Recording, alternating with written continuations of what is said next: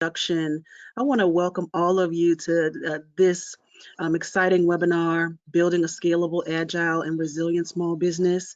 I want to say happy Friday to you all. We appreciate you being here and closing out your week with us. This is a great time to be rethinking your business and how you can transition to creating a scalable business model, one that is flexible and one that can recover quickly when we have so many challenges, that we have to deal with in this region.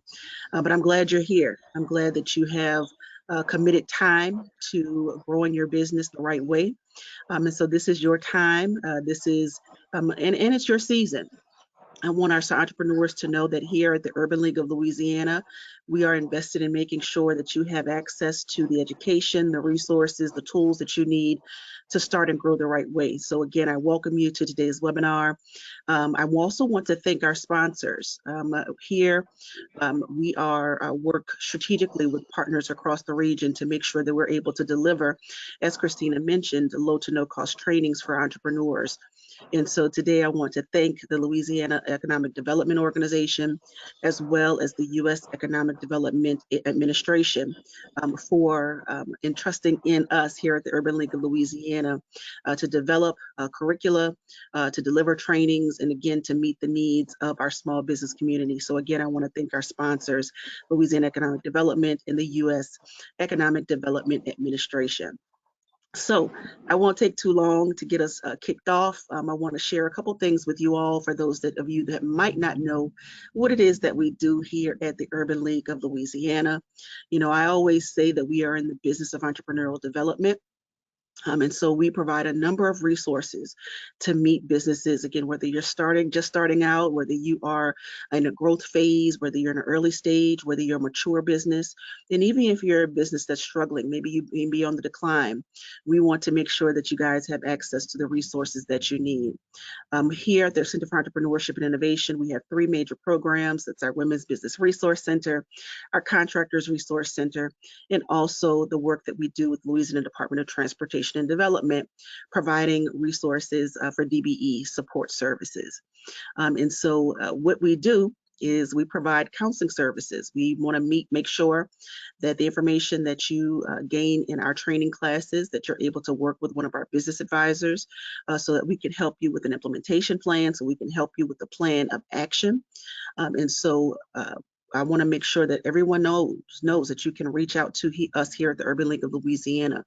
If you come out of this training and you say, hey, I'm ready to go, we're developing a plan of action to become more scalable and more agile and more resilient, please feel free to reach out to us. Of course, our training services, this is just one of the many trainings that we offer. The Urban League of Louisiana offers programs, again, for businesses across various stages of development, but also for businesses across various industries. So if you are, a small business, you're in our community and you're looking to start and grow the right way, we have a training plan for you. We offer classes in operations and marketing, accounting, and strategic planning, and we want to make sure that you get access to those trainings. I encourage you all to continue to reach out to us, to continue to connect with these types of training events. Again, there is a world of information out there. You don't have to go through the process of your entrepreneurial journeys alone. So please feel free to connect with us.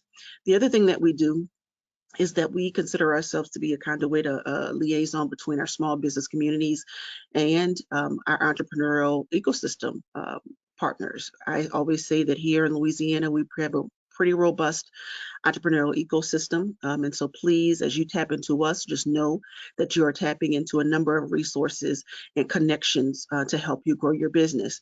And that can include funding opportunities. It can include for our contractors bonding. It can include accounting services, marketing services, and access to agencies for public and private bid opportunities. And so I encourage you to connect with us, to stay connected with us, get yourself connected with a business advisor so they can help you to create a plan to take advantage of all of those resources. Next slide. Here are just some of the programs that we offer. I can't tell you guys how much work we do to make sure that we are meeting the needs of businesses across the board. Again, regardless of the stage that you're in, regardless of the industry that you're in, we want to make sure that we're meeting your needs. And so you can see here just some of the special programs that we have in place. We have programs for our Black restaurant communities. We have programs for women in construction. We have programs, again, for our disadvantaged business enterprises that are looking to do business with the DOTD. Of course, we have business programs for businesses that are starting just up, our Startup Louisiana program, and our program for businesses that are early stage that are looking to grow and scale the right way. And so we have a scale up program that we take across the state to ensure that businesses get the resources and information to learn how to scale a business. So you can see some of the other programs. I encourage you to go to our website to check out not just the programs of the Center for Entrepreneurship and Innovation, but the programs of the Urban League of Louisiana. We like to have a collective impact and make sure that we are touching not just our small businesses, but our families within our communities. So we have a Center for Education and Youth Development. We do a lot of public policy and advocacy work, Office of Workforce Development. So please touch base with us. Next slide. And to do that, all you need to do is touch base with us on social media. That's where we post a lot of information about our initiatives, our programs, and those training events that are open. I also encourage you to go to our Eventbrite page, and there you can see all of the classes that are open for registration. And we want you to tap into as many of those as your schedule will allow. Use the resources. I always say, there is no shortage of entrepreneurial support initiatives, programs in this state. So I encourage you to take advantage of them. And again, we are more than happy to be a starting point for you to do that. But again, you can reach out to us on social media. You can email us if you have questions. If you want to become a client, you can email us at CEI or WBRC at urbanleaguela.org. And I'll make sure that Christina puts those email addresses in the chat. Again, if you want to become a client of the Urban League, please, you can email us at wbrc@urbanleaguela.org. And we can make sure that we get connected with you so we can assign you to a business advisor to help you on your journey. But again, connect with us. And so with that, I just want to, again, thank our sponsors, LED and the U.S. Economic Development Administration, but I also want to thank our master facilitator. I always say that we bring in the best of the best here at the Urban League of Louisiana. And so what I want to do today to facilitate this conversation, I want to welcome our facilitator, Ms. Desiree Young. Desiree is the founder and CEO of VentureWalk Business Partners, LLC, which is a New Orleans-based small business entrepreneur and development company. She started VentureWalk in 2004, but brings, over 20 years of experience in strategic planning, business development, marketing strategy. And she I call her a servant leader because she really hones in and focuses on the needs of our small business community. Again, meeting businesses where they are. But as an advisor, Desiree guides business owners and organizational leaders in identifying paths to growth and making sure that at the same time they're honoring their values and they're serving their community positively. And so as a growth consultant and coach, she has a system, a product, which is a business GPS, which she guides and leads businesses into understanding and growing their businesses, again, through strategy, through innovation, and with the focus on scaling. And so Desiree, again, is a master facilitator. She has been working with us here at the Urban League for many years, but I will pass it over to Desiree to lead today's session. Again, as Christina mentioned, please, if you have questions, utilize that questions box in the GoToWebinar panel, the control panel. Ask your questions, be engaged. This is your time. You've made the commitment to come in and invest the time, use it wisely, ask the questions, share examples, and again, take full advantage of this time. Again, happy Friday to you all. And with that, I will hand it over to Ms. Desiree Young. Des? Thank you so much, Classy. I'm so honored to be here, and thanks to the Urban League and of course all of the many supporters and sponsors of the Urban League. I do not get tired talking about this topic that we're going to really get into today. And as Classy mentioned, one of the unique things about the Urban League is their ability, of course, to, as she talked about, educating, advising business owners, but likewise really getting into what I call the true boots on the ground, really understanding what's happening in the community, in the entrepreneurial ecosystem, and bringing those learnings and those lessons to things like this, to webinars and trainings like this. So I'm very much excited to be a part of it. And like I mentioned, very much excited to talk a bit more about building a scalable business. This is an interesting topic for this time because as we find ourselves maybe not fully post-pandemic, but certainly beyond some of the initial challenges, we're kind of getting into the, I like to call aftermath, after effects of what's going on, many of which are very economically driven. And so it could be an interesting thought around scaling a business at this time. But what is unique about business ownership is that entrepreneurs understand how to seize the day, understand how to identify whether the economy is at its high, at its low. But you as an entrepreneur, your main objective is to understand how it is you're able to insert yourself and really leverage the timing. And so that really is what we're going to talk about. And I want to bring up several examples and case studies of real Urban League clients and how they've done that exact same thing. So Classy done an incredible job, and I'm so grateful for her talking a little bit about who I am. I like to kind of go through the backstory. You know, there's always a backstory. And because I'm honored to be in front of you, I do not take for granted that I should have this platform without your knowing a little bit more about who I am. And you should demand that. At the time and the point anyone is speaking in front of you, we owe you a true understanding of who we are and where we've come from. This is me many, many moons ago, including many pounds ago.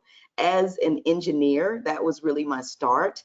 I enjoy talking about that career choice, although it was many decades ago, because it really was one of the many foundations that I believe is added to where I am and what I get to do today. To the right is one of the many plants that I got an opportunity to work with. And so much of my work was, as you see here, working with actual equipment and ensuring that the equipment kept running as a mechanical engineer. That was the job on paper and on the resume. If I had to tell you the real job, because like I said, I want to give you the true backstory, my real job was ensuring that the technicians and the other engineers and the other production people really were making nice with the equipment, and as a result, getting the output that the company demanded. And so really, I think about my work as an engineer very much leading to what I get to do today. I do get an opportunity to train exactly what we'll be doing today, over 5,000 up to this point. I do get involved with my business owners in fundraising, anything from traditional funds, even on the side of investment funds, and if that is a fit for them. And there's been 9 million and counting. That actually doesn't even include what's gone on over the last 2 years in the midst of the SBA alphabet soup, which I'll talk about in a moment. And I've also been privileged to serve over 20 organizations that are in this work of both building and developing business owners, similar to what the Urban League is doing. And so you can really call my company, which is called VentureWalk, a revenue operations firm. It's kind of called RevOps. It's a relatively new term. You know, we always coming up with new terms. But basically what that means is I personally get involved in both the ecosystem development, ecosystem being all of these organizations like the Urban League that are looking to build businesses and build business owners. But as RevOps, I'm really involved in the sales aspect. I want to really make certain that you as a business owner, you have strong systems that enable you to get to those sales conversations, and you're getting more of the right type of yeses than not. And so that really is a great deal of it.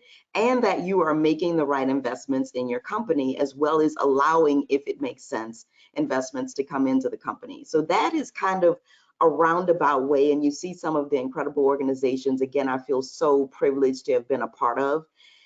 But with all of that, again, I cannot tell this story of where I've been without really talking about what's gone on over the last couple of years, because for all of us across the world, that has been kind of one of those, life-making moments. I've been privileged to work with business owners. I like to call it the business first line of defense, which I do not, like I said, take for granted. And much of the work has been helping businesses navigate what this timing would mean and navigating the climate. So very much of it were things such as many of the programs that the SBA sponsored. I'm sure you've heard the letters by now, but PPP, the EIDL, there were several other letters. In all of that, these were just some of the many things. Organizations like the Urban League was also offering incredible resources and support by showing and being able to have free advising for business owners, as well as free support to programs like this. So the fact that you're here today certainly means that I'm hoping you're tapping into the many resources available to you. I certainly was mired in all of this over the last several years and am really grateful to be able to continue in a very different way things like what we're doing today, and that's talk about what it means now to become scalable, potentially to grow, and for some of you to understand what it means to sustain. And so that really is my objective for really talking through today. So I want to go through the brief agenda. We've got a few hours together, but because this is what I like to call a nimble crew, I want to make this as interactive as possible. And I know that Ms. Christina is going to assist me in ensuring that I get responses and I get your questions as well as your responses from your questions.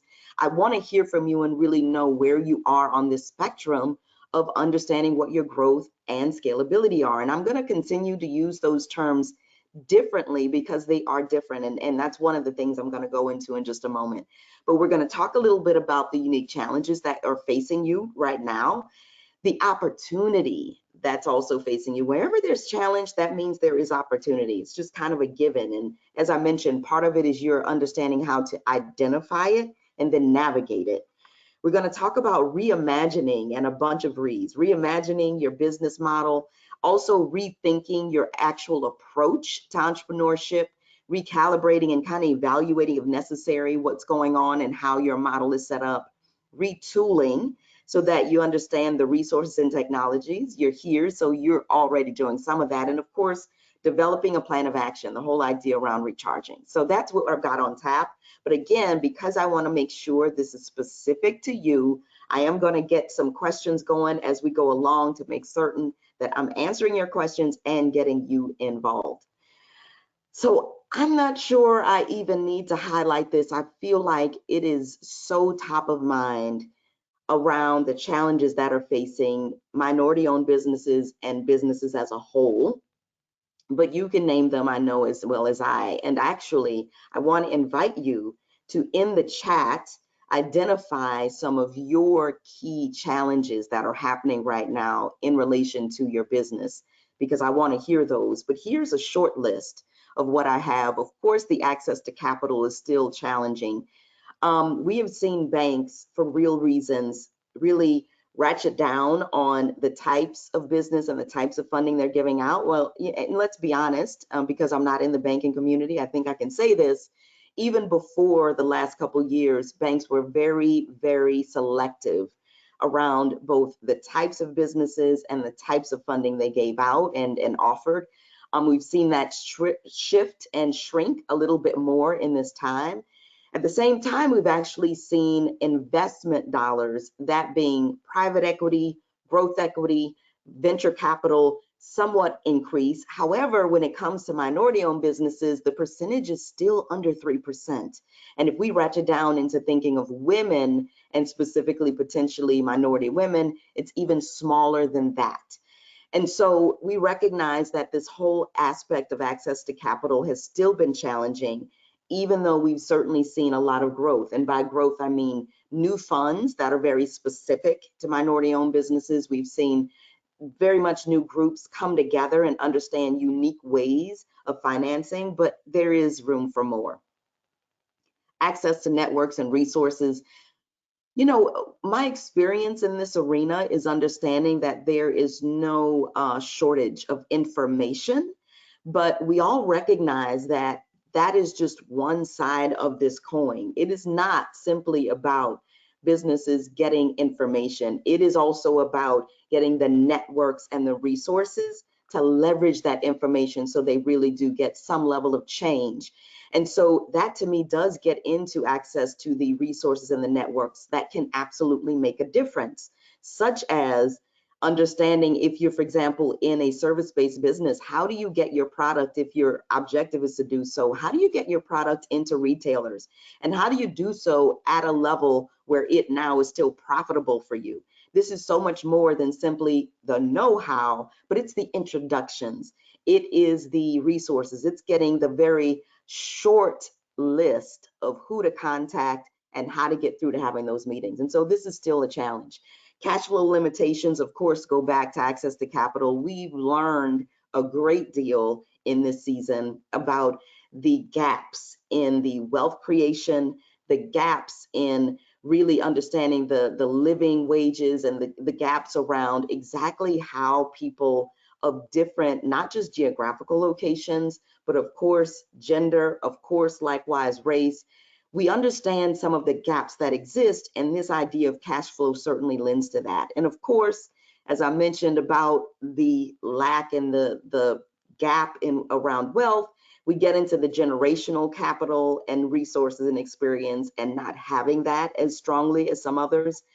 And of course, this idea of what we're talking about today, of having scalable, agile, resilient business models. Now, after today, my actual mission is to make sure that this so-called lack of business models, that we're going to shrink this particular pool, that for you or who are here are going to learn more about what it means to be scalable, what it means to be agile, and what it means to be resilient. So I want to hop in, but I want to pause and see if you have identified any other challenges that you are going through, that you're facing in this season. And Miss Christina, I want to ask, because I'm unable to see the exact chat, have we gotten any particular things to come through around challenges that our audience is experiencing? No responses just yet. Okay. No worries, no worries. Thank you for that. Thank you for that. So I want to continue all. If you kind of come across any, and maybe I've addressed most of the challenges that you're experiencing, but if any come up, I want to make certain that you pipe them in and you put them into the chat, because your thoughts and what you're thinking of are just as important. We all know about some of the impact of what this pandemic has done. And like I mentioned, more of the aftermath of what we're facing now, the challenges in getting quality employees, businesses closing or being near close, of course, the layoffs, revenues declining, having increased operating costs, because we have just seen a surge in the pricing for virtually everything from gas to chicken wings and avocados. We've certainly seen this interruption in the supply and the delivery, which has, of course, meant that perhaps your ability to get raw materials or your ability to even just be able to get any level of materials that you're needing is not just challenging, but also more expensive. And then, of course, decreased customers. We've seen some very interesting changes in customer buying behavior that, depending on where you are in relation to that, may impact you. We've seen, for good reasons, more customers and clients making decisions based upon the value system and what businesses believe. We've seen them invest more with Black-owned businesses, with women-owned businesses, with those businesses that are aligned with their social beliefs. But we've also seen, quite frankly, a good deal of some businesses being on very different sides of the spectrum and making very, very clear decisions around who they will not buy from. And so once again, depending on where you are in that spectrum, could certainly show a little bit of the impact. But these are some of the things that we've seen. So here's my first question, and I want you to chime into the chat. And if you're interested, I'd love to even hear from you and get you live. I want you to reimagine, this is our first kind of action step of the day. If you could create your most optimal business, I want to know, what would it look like? What would it look like? And when I mention optimal business, this is beyond the money. This is beyond just what you're serving. I want to know, what would it literally feel like for you? What would a day in your life be like? And what would kind of some of the response, reaction, results be for the clients and the customers that you're looking to serve? So I certainly want to hear some chime in here. I want to kind of hear about your reimagining. And again, Ms. Christina, let me know if anyone is chiming in. If you want to kind of put into the chat what your optimal business would look like, I want to invite you to do so. And perhaps if you have some courage, and I'm hoping you do, I'd love to hear you kind of report out, because I want to hear. There are about a dozen of us on here today. So this is a small enough group for us to kind of, talk a little bit. So is anything coming in, Miss Christina? Not yet, but if anyone wants to respond, you can just raise your digital hand and then I'll mute you. Lovely, lovely. Thank you for that, Christina. Yes, because I would love to hear. And the reason, because, interestingly enough, I, in the space of being a small business consultant, do a great deal of coaching. So I get to coach business owners in, as I mentioned, a lot of their sales and sales processes. But I also believe that as a small business owner, consultant, coach, I kind of sort of have to also take my own medicine. So I have my own coach. And one of the things that she, especially in this season, has been really encouraging me to do is very much what this particular action step is, which is to reimagine. I have been walking through, especially having been in business now for almost 2 decades, getting a sense of, well, where do I want to go next? And more importantly, who is it that I'm looking to be next? And so we've been walking through some interesting exercises, and it absolutely started with this. It started with this reimagining of what this optimal business, and quite frankly, mapping it to even personally my optimal life in relationship with business. Because as a business owner, it's not always separate. It's not always separate. One feeds into the other and they kind of coexist. And so for that reason, if anyone wants to speak up, as Christina mentioned, raise your digital hand, and I'd love to hear from you and potentially support and coach you in the midst of this, because this really is the starting point of thinking of how you scale, and certainly of ensuring that you have a both agile and resilient business and business concept. So I definitely want to hear that. And even if you don't have the optimal business yet, I simply want to learn more about the business that you are in. So if you even want to chime in around either the name of your business or the type of business, make certain to let us know. I want to report it out and actually give you some shine, okay? Because this is also about highlighting you. So make sure to do that. And Ms. Christina, interrupt me at the point we get anything coming in, and I'm going to just kind of continue with the content. So we've talked about just this whole idea of reimagining, and I want to give a little bit of nuance around what this could mean and kind of break and bring this exercise further, because if you're not able to do this now, I certainly want to make sure you log this in for some quiet time, I call it Renaissance time of working on the business versus the in the business. There's a separation between the two. But in this reimagining your optimal business, think about your business model. And when I say model, all that is how it is currently built to make money and to make impact. How is your business currently built to make money and make impact? So how are you selling to people? What is your product? What is the position of that product? Even if you're a service-based business, what is the pricing of it? Who are the people that you're selling it to? What is the true pitch that happens to get them to take notice? How are you promoting that? And how is it that you really have a process from people getting to know who you are and officially saying yes and purchasing from you? So that really is what I mean when I talk about model. And it's no kind of piece of them all starting with the letter P. That is by design. So again, it is your actual product, even if it is a service. It's understanding your position in the market, who it is, the people that you're selling to, Even if it's businesses or government, there are people at the helm. It's understanding what is the pitch that's used to really get their attention. It's understanding exactly what the pricing is that you are affixing this whole value to. It's understanding also what is that path and the process to them knowing who you are and officially saying yes and buying. It's also understanding just what is kind of the full scale of the promotions to get them. And of course, kind of making certain that you're really getting what it is you want. That's business model. But here are the other opportunities in thinking of your optimal business. Understanding the financial and the operational, both limits and assets of your business. Understanding your credit and financial pieces.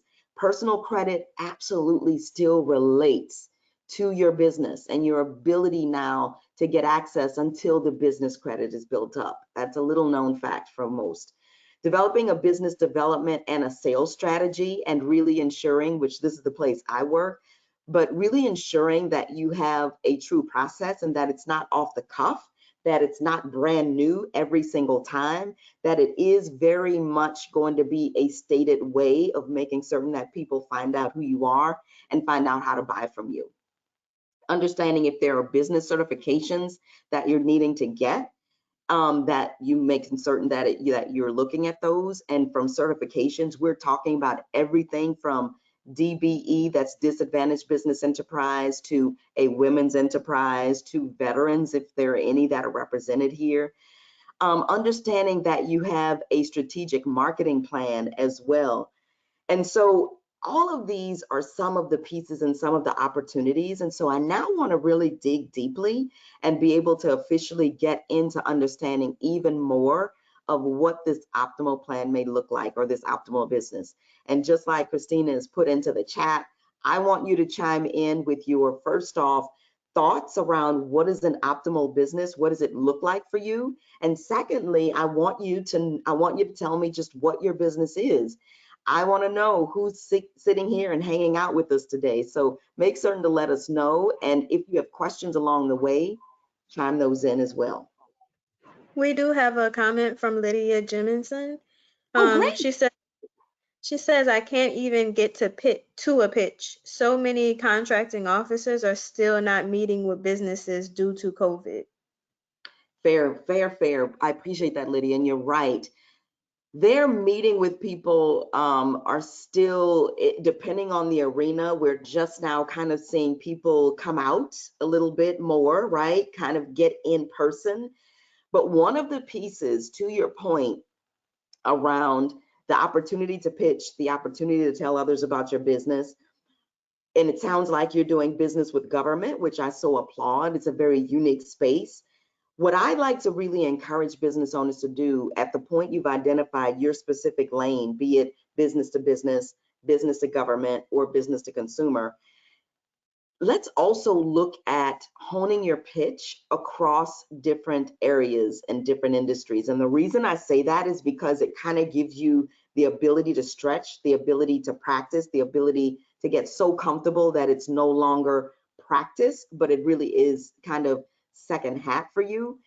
So to your point, contracting officers are not as, and honestly, even before all of this time, they sometimes would hide a little bit behind computer screens, behind emails. They're not yet really come out and done a lot of meetings. I want to ensure, though, that you are doing two things. First off, start to build your list of who the contracting officers are in various departments that you are looking to do business with in the various areas of government. And as you build that list, meaning getting email addresses, start to do some virtual introductions. Now, you've got to be careful with this, because this is not about sending them and bombarding them with information.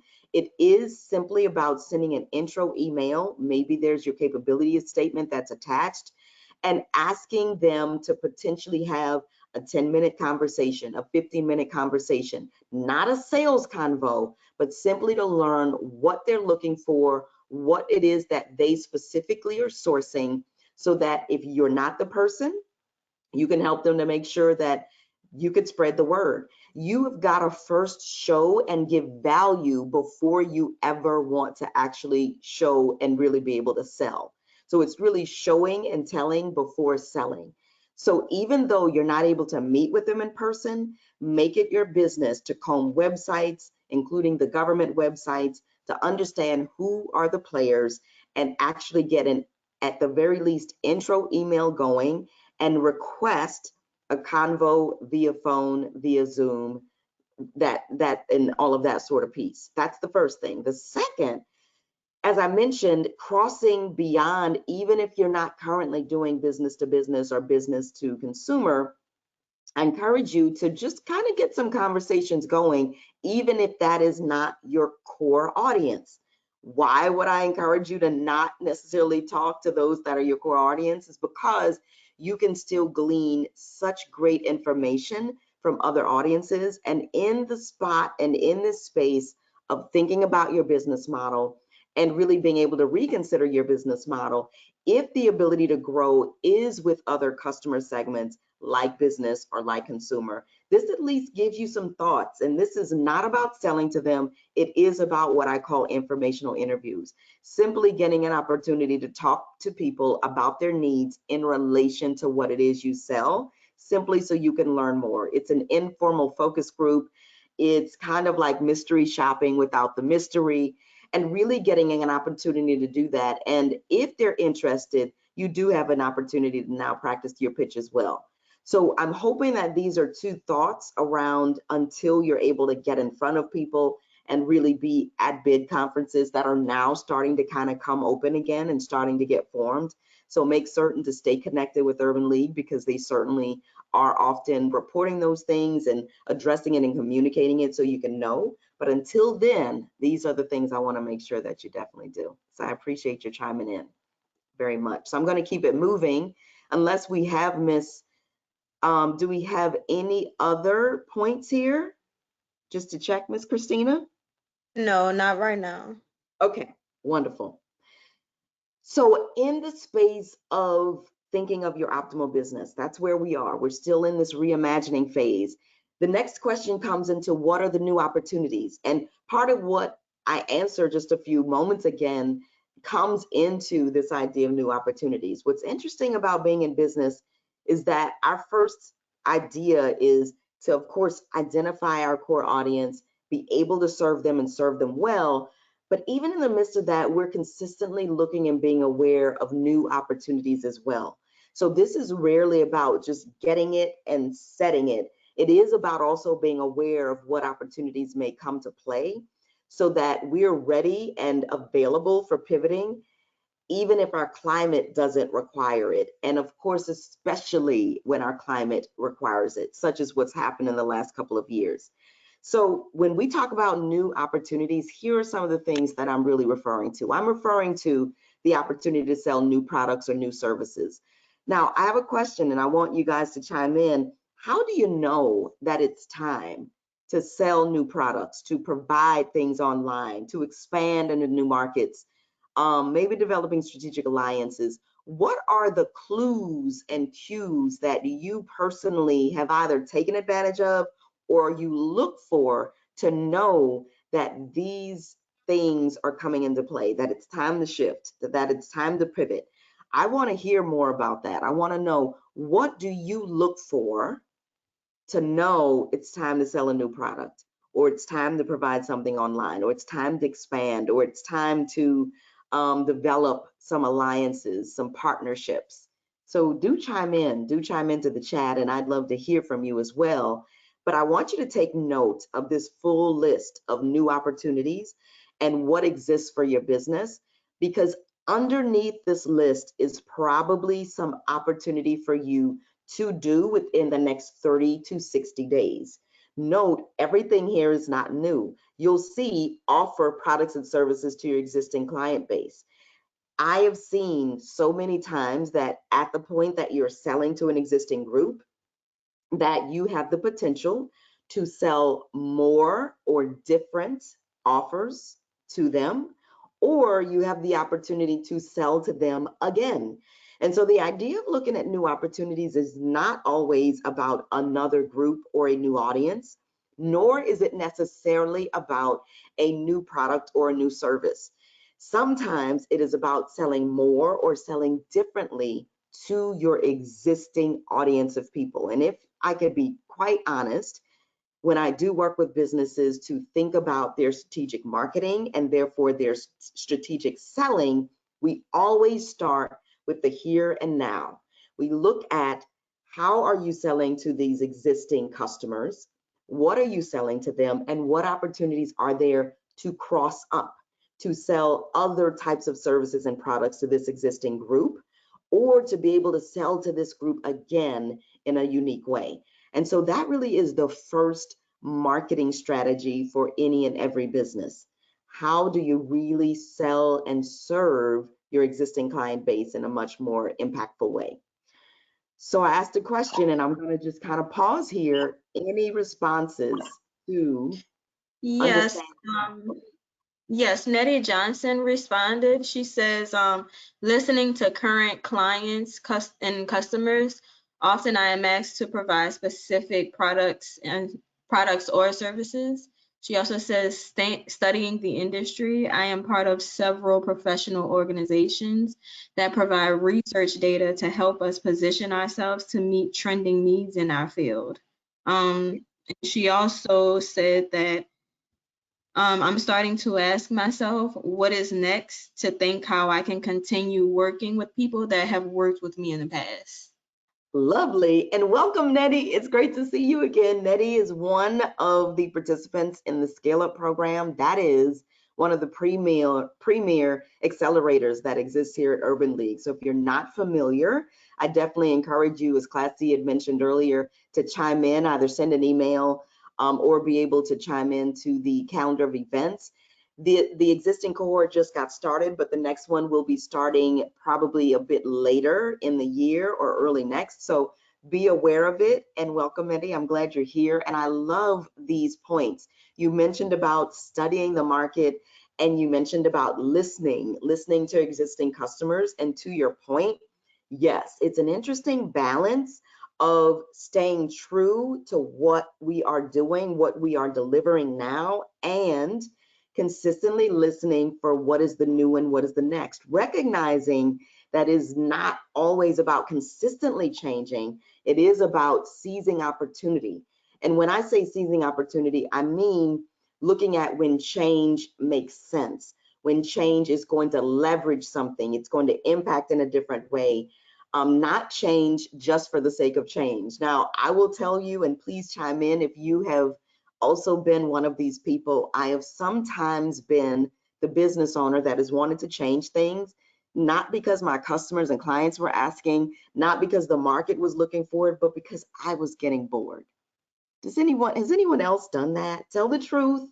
Tell the truth. If that is you, you kind of were getting a little kind of antsy, wanting something new and different, and we're looking to change for that reason. Now, I want to be clear. It isn't that changing for that reason is wrong, but we certainly want to ensure that our change is going to be helpful and useful for everyone involved. And that is, yes, ourselves. We don't want to leave ourselves out of it, but also our customers and clients. So we've got to make nice with this relationship of what we're getting from the business, what our customers and clients are really able to glean and able to receive as well. So like I mentioned, it is an interesting kind of balance and kind of playing that balance game. Is anything else come out, Miss Christina? Because I'm going to do my shift to rethinking. And thank you again, Nettie, for that. I'm glad you're here today. No other questions or comments. Sweet, sweet. So there are 3 points I want to bring up for each of us around rethinking, and that is scalability, agility, and resilience. 3 very unique aspects. And if I can tell you, I am donning official workout gear because we are talking about agility. This is by design, because each of these points are certainly kind of going to give you different angles in which to rethink your business. So as Nettie brought up this whole point of thinking of what's new and what's next, I want to give you some context of how to think about that, maybe a little bit of process around thinking of it. And these are 3 ways to do that. So that's really what I'm looking to leave with you.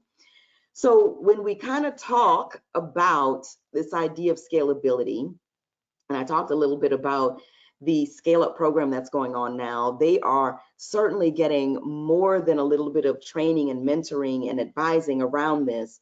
When we talk about scaling, we are certainly talking about operating leverage. So we're saying, yes, you are absolutely increasing your revenue. You are potentially selling more or selling it at a much higher price point so that more revenue is coming in. But you are looking at this particular rate of growth with your revenue. And of course, you're going to have to add operating costs, but the idea is that the operating costs are being managed. You are not increasing your revenue at the same rate or level as increasing your costs. That is just kind of considered keeping up with growth. That is not exactly scalability. You are looking at increasing revenue with this whole idea of smaller and smaller amounts of operating costs. So it means that you are operating a lot more efficiently and effectively. Very, very different. Growth is simply knowing that you are, as I like to call, up and to the right. In other words, it means there is increase. You are increasing your revenue. Potentially, you are increasing your customers or clients. I'm sure all of you are really aware of the Inc. 500 list and many of the lists that many business kind of magazines and all host. Many of them, when they're looking for those growth lists, they are only looking at revenue. And quite frankly, it is possible to be on these lists, to have grown revenue, and literally to have, unfortunately, more so grown their costs and literally be negative. Literally be negative. In other words, not have any money left, not have any profit. It is possible to be on those lists because they are solely looking at revenue. That is considered growth, but it is not considered profitability. And it is equally not considered scalability. The way we are defining scalability, again, is increasing your revenue while managing the increases in costs. So that is the major difference of growing and scaling. Growing says you're adding resources at the same rate you're adding revenue. If we were in a service-based business, similar to my business, it means I get a client, maybe I hire some additional assistance and support to actually service that client. So have I gotten more revenue in, but with the client? Yes, I have. But I've also gotten more expenses or costs because I've now also gotten someone to help me in supporting. Am I growing? Yes, I am. But unfortunately, I'm not necessarily keeping any more money. Contrastly, when we think of scaling, it's this idea of adding revenue at some unique, very much exponential, different rate, while adding resources at some incremental rate. So if we were looking at the same things, let's say I did gain that same client, but let's say I've built out, and I've already built it once, I've built out an online platform that's going to support me in being able to service this client. Now, I have already put the investment in building this out, and let's say I am on the 20th client post build out of this online platform. So by the time I get my 20th client and 21st and 22nd and 23rd, and now the support comes from this online platform that I've already built and recoup the cost back from, now I am officially in the space of scaling because I've now got this online platform that's supporting me in being able to service the clients, and I'm not taking on any more or an exponential amount of costs or expenses to be able to service the client. That, ladies and gentlemen, is the difference. So I want to kind of show you another way. This is often used in our Scale Up program just to kind of give you some visual ways of recognizing scaling. Here to the left, we have this idea of really kind of looking at both revenue and looking at expenses. We kind of see two different companies. One is a consulting company, the other is a tech company. And we're really kind of seeing, is there growth? Yes. Are we moving up and to the right? Yes, we are. we see that our revenue line is going over. But we also see the bottom line, that is red, representing expenses, is kind of keeping up with the revenue. So we get more money, but unfortunately, we're not keeping any more than we did in year one than we do in year four. The difference is the same. The difference is the same. On the other side, we see a very, very different scenario. We see that, yes, we still have our increasing of the revenue. We see even larger spikes than we did on the left. However, the difference here is that when we look at expenses, again represented by the red line, it actually is not moving up and to the right at the same level. And therefore, this distance that we have in between the two is greater. The distance in between, ladies and gentlemen, is our profit. That is the money we get to keep. And it is really the very much difference between growth, which is what company A is showing, and scaling, which is company B is showing. So I am one that really likes to make sure we're just knocking this out of the park. So I want to give you an even different way of understanding the difference between growth and scaling. One of the things I actually talked about in our kickoff to the Scale Up program this week was really getting involved in gardening. Now I've got to be honest, I am still a novice gardener. Okay, I have only been in this for 2 years. And gardening is kind of one of those things that, you know, different people take it on in different ways. I am allowing my own path, albeit a bit slow, but my own path to kind of come to fruition with that.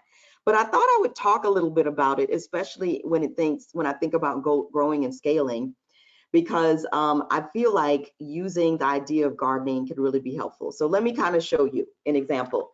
These are some seedlings, not my recent ones, but some distant seedlings that I kind of started. Seedlings are basically when you put some seeds into the soil, and this is where we start before we kind of transplant them into a larger space to be able to grow. It's kind of the little incubator of getting the babies kind of, and I love to call my plants babies, yes I do, getting them to kind of get up to snuff and seeing which ones are kind of strong enough to now be transplanted. This, for all of you that are watching, is growth. What we know is it started as a seed. And so it's wonderful that we actually see some true change. They're not staying the same. And in the change is in the form of, yes, they've become bigger, they've expanded, there are more. This is basic growth. And you kind of see, I've got some different things here. I'm trying to remember what all these were at the time. I think I've got a little basil here. I think I had some, definitely had a little bit of chives going on. Definitely had some arugula going on, some different things, some Swiss chard, I believe is shown back here in the back. This is growth. We get to see that things have changed. These are no longer seeds. They are indeed growing. But I want to kind of give you an example of what scaling can look like. One of my dear friends who started gardening around the exact same time as I have, her path to growth has been a bit unique and different and exponential. She literally in this season made the decision to literally not just take on gardening, but to take on a full-on farm. She and her husband have become business partners officially, and she literally got a hold of some amazing land and still has her garden in her backyard, but likewise is also doing a full-on farm. And I was literally there just yesterday, hence my little tan. I have tan lines. Being able to really see just how the progress is going. So, ladies and gentlemen, this is scaling. Does she start at the same point of having seedlings as I did and do? Yes. But here's the difference. Same amount of effort getting those seeds into the ground, but we can now see the level of production.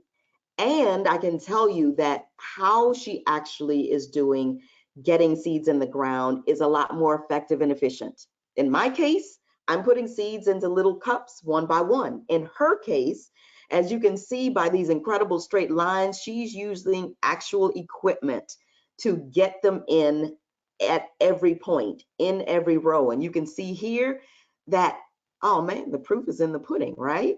Got some beautiful things growing up, very different scale. And so it's not just that she's producing more, but the way that this production is happening is a lot more efficiently. She did not go row by row dumping seeds in by hand, but she's using machinery and equipment to do that. It's a lot more effective and a lot more efficient. So does it cost a bit more to get those planted? Yes, it does. But is she producing more and as a result going to be able to sell more and be able to recoup it? Absolutely. Incremental costs, very much exponential growth. So that is the difference between growth and scaling. Growth and scaling. So I'm going to show you again. All right, stay tuned. Growth, as you can see, I have my seedling pots, and most of the time they were going into larger pots. That's still growth, right?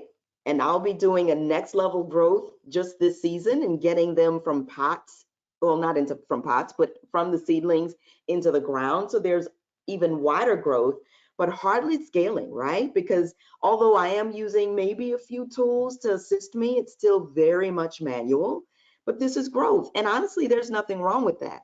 Am I going to be able to harvest things and be able to eat and potentially share with family and friends? Absolutely. Growth is not bad. It is very good.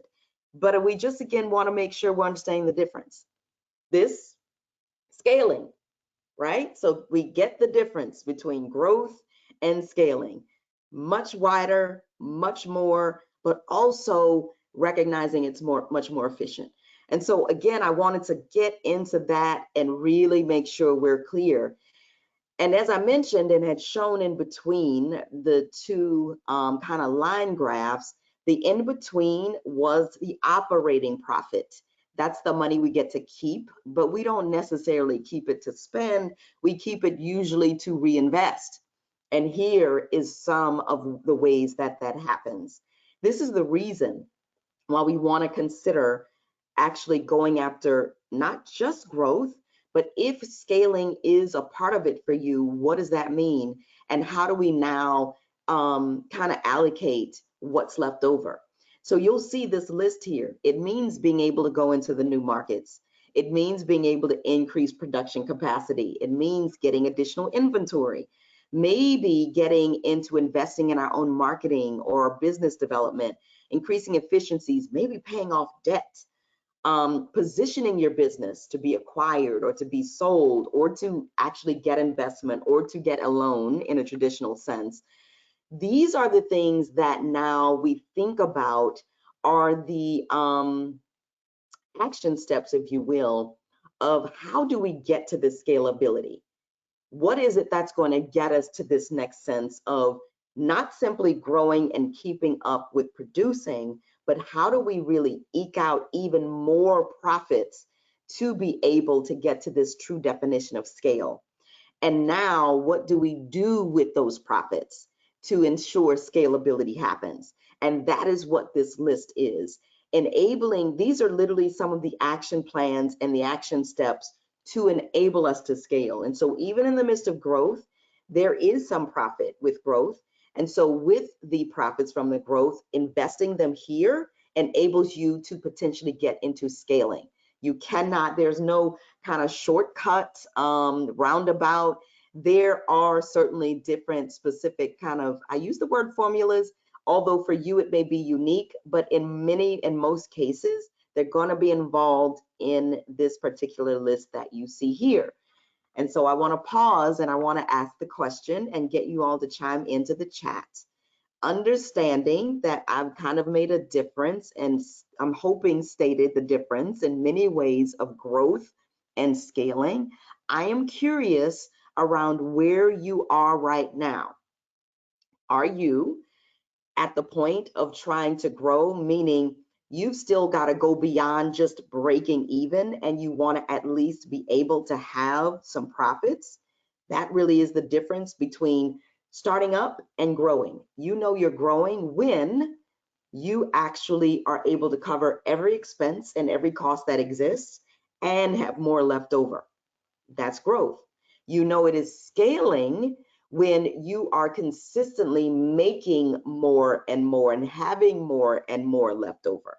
All right, little bit of a difference. So if you are still not yet at breaking even, in other words, if you are not yet even able to pay yourself consistently in a way that certainly enables you to live comfortably, and comfortably is up to your own, discernment, then you now are going to simply be focused on growth, because you need growth to simply have enough profit so that everyone and everything, including yourself, is being able to be compensated. And now you can look at what's next. Scaling is going to be on your horizon if growth already exists. In other words, you are beyond simply breaking even. You are consistently paying yourself.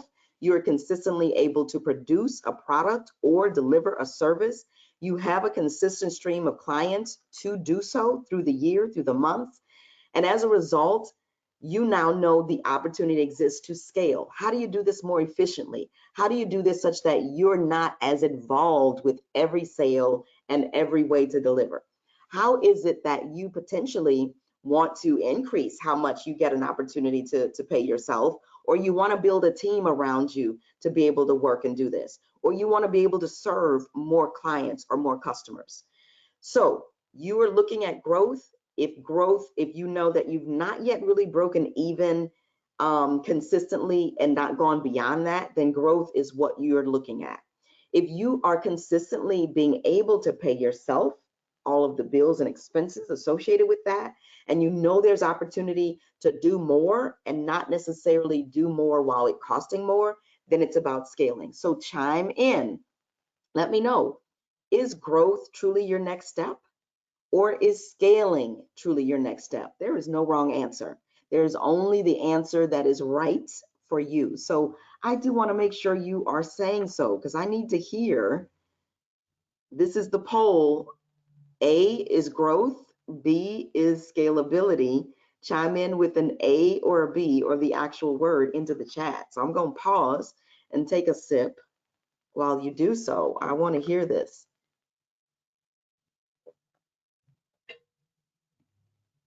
Growth or scalability?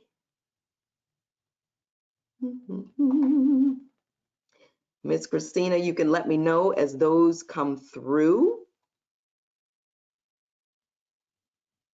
Just kind of what folks are going. Thank you for putting that through, Christina. I do appreciate it. So Nettie Johnson says, I have consistent profit and I'm looking to strategically reinvest to scale. So she says, B, scale. Terrific. Lydia Jemison says, working on growth now, scaling is the goal. Great. Love this. We also had a previous comment from Joyce James, who was a procurement counselor with LAPTAC. She had to step out, but before she left, she wanted you to know that the presentation was great and it was very beneficial. It will be very beneficial to share with the clients seeking to do government contracting. Oh, thank you. Okay, I appreciate that. And I know Joyce very well. So glad to hear that. And I appreciate Lydia bringing that question forward, because again, as she could tell already, we have so many different types of people that get to chime into these webinars. So most grateful for that comment. And I'm hoping that everyone will take heed to that, even if you're not doing business to government. So thank you for that, Christina. So as I promised, I wanted to highlight some real life examples. Perhaps you likewise may be one of the very businesses I get to highlight in a future presentation, but I want to talk a little bit about scalability and what it looks like, or what it can look like. Fresh Fruit Sensations, Don Harding is the owner of such.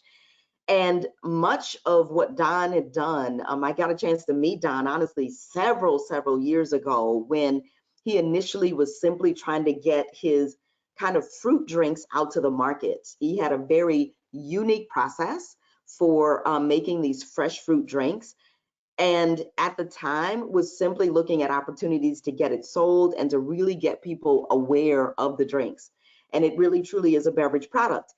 In this most recent season, he really had been acknowledging the need to kind of go beyond that. He'd already been successful with being at different festivals, being at different events, private events, as well as public events with the stands like you see here. But again, he knew it was time to kind of move into, in this case, another product, and a product that was more scalable. This product was one that had to be made on site. Because it included fresh fruit, obviously it did not have a shelf life, so it was a made to order product. But he knew that he wanted to kind of go from his beverage product to more of a food product. And likewise, going from kind of it just being the event stands to something that could have more regional distribution. And of course, now going from this single revenue stream to multiple revenue streams. And so one of the things that he had identified was this salad product that he was able to scale because the production was really scalable. And now it could be offered in the fresh food section within retailers and within grocers. So now, in addition to the fresh fruit stands or fresh food and fruit stand and having his beverages, which he'd also offer a complimentary this salad product, which is more of the food. So now it's the food with the beverage, but it also, because it had a little bit more shelf life, although it's a fresh food in the refrigerated section of the grocers, now it could be placed. And that really was a great deal of our work in identifying what does that look like? What's the production to be able to keep up with? Where are the locations? And he was in some really serious conversations and talks with being able to test it out in various locations. But again, it meant understanding what he did from the customers that were coming for the beverage drinks and understanding, well, what is the better complement to what he was doing? What was still in alignment? What was still within his own wheelhouse? And then again, where could he make use of his existing customers? So he didn't change customers, he simply changed the way that he would really be able to offer and pitch to them. So same customer, but now being able to offer them a different product. And that really was kind of the piece around scalability. He was now able to honestly look at a product in this case that was even more inexpensive to be able to deliver. This actually had a high expense to it with the fruit drinks. These were very labor intensive, right? There were people that would have to he has this term called the muddling of the fruit to make the drinks. And so it had a very high kind of expense to it because he had lots of labor, obviously the fruit stand, having to have a presence. Whereas now this salad, and he had 3 different options, this salad product, he now would be able to produce, was looking at some contract manufacturers to do so, and now it would be literally within retails, the grocers and retailers. So a lot less production as far as people. He'd now be able to use equipment and be able to kind of use some efficiencies and now look at this in a truly scalable way. So this is one example I wanted you all to be aware of. I want to show you another one. This is Miss Miriam Henderson Ulojo, and her company is called Sister Hearts. She had not just come through the Scale Up program, she had come through the Startup program, which is Urban League's early stage program for businesses. Then she migrated and scaled to the Scale Up program and was literally one of our Women in Business Challenge winners, which is a pitch contest that is also highlighted during New Orleans Entrepreneurship Week. Shameless plug, they will be back. New Orleans Entrepreneurship Week kicks off the week of March 21st. And in so doing, we likewise have another 4 incredible women that are going to be pitching for a $10,000 investment. And I'm really excited to go and hang out and to listen. I hope you are as well. Look for kind of where that'll happen and how to potentially chime in virtually or in person to that pitch contest. Just a little aside, but Mary was one of those people. And what she had done in the process of scaling, she initially, and still does, have an incredible thrift store where she obviously has thrifted items, but what's unique is that she has individuals that were formerly incarcerated that work within that specific location. And what she had done in the midst of the scalability was designed, developed, and really piloted a decarceration, that's her term, for formerly incarcerated individuals program for inmates within the local system. So much of this work was about understanding that her thrift store was honestly the training ground for this program. This is where she honed what it is and what was needed.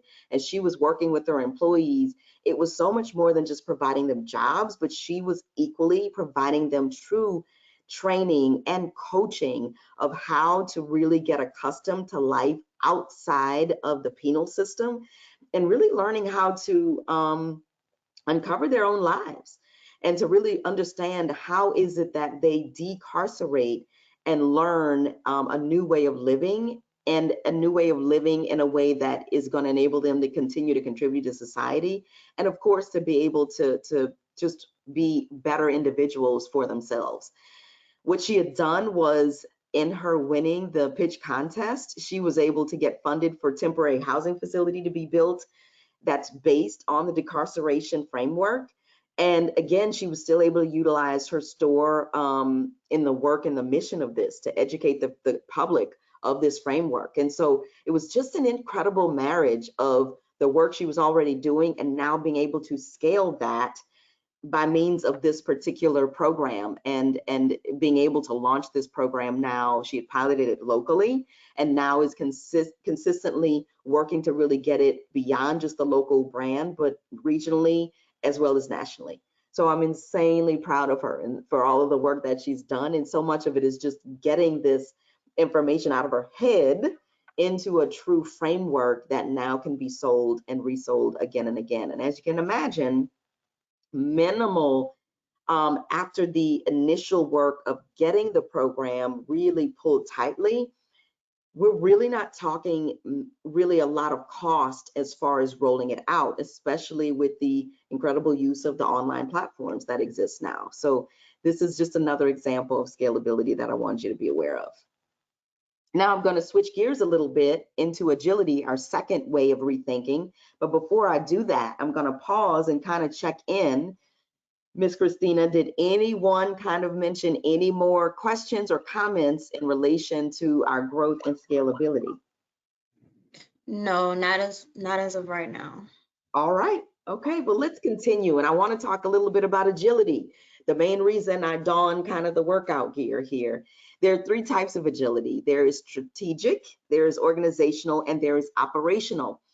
And sincerely, every business needs every part. However, there is going to be one area that is going to make more sense for you now versus later.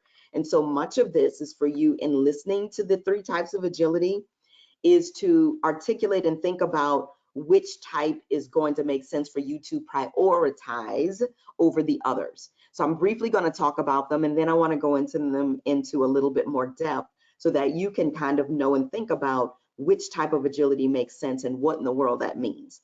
So strategic agility is the ability for you as a company to stay competitive and really knowing how to adjust and to adapt to new and innovative ideas. And again, these ideas can come from within, what you kind of always wanted to do, or from outside, meaning customers and clients are asking for certain things.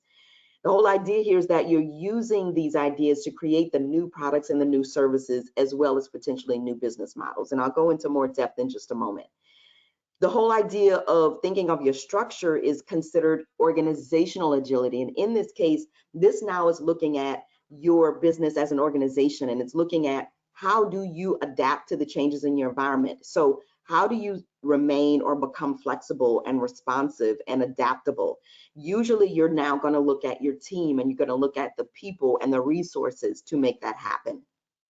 Third type of agility really gets into the process or operational agility. And in such, you now are looking at how do you assess your ability and, quite frankly, your capacity to find and seize opportunities to improve operations and processes, or the very way that you deliver your products and services to your end users.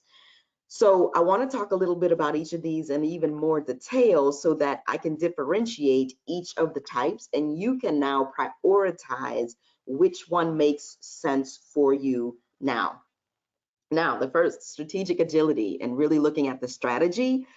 This is really about your sensing and understanding. Are you looking to be a first mover or what's called a fast follower when it comes to new products, when it comes to new services, when it comes to new offers?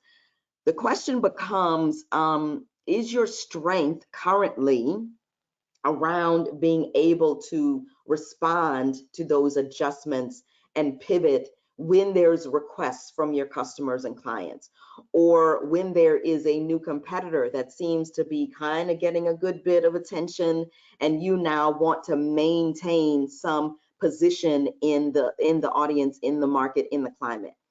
Strategic agility, this is about you're asking yourself the question, is this a strength for me right now, or is this an area now that you need to build up? Is this a muscle that you perhaps need to strengthen? And so again, are you currently this first mover or this fast follower as far as creating a new product, new service, new offerings? Are you able to respond to what's going on? We were all tested in this area over these last couple of years. Were you able to kind of identify your space in the market, or did you have to really make a quick shift and change to something else to remain afloat? This is where you kind of will start. What has happened over the last 2 years? How do you believe you were able to respond if you were indeed in business during this kind of most recent adjustments, we'll call it that? And if you were not, if you were just starting a business, then the question is, how would you rate yourself in your ability to really be this first mover, to be this fast follower in your arena? That's strategic agility.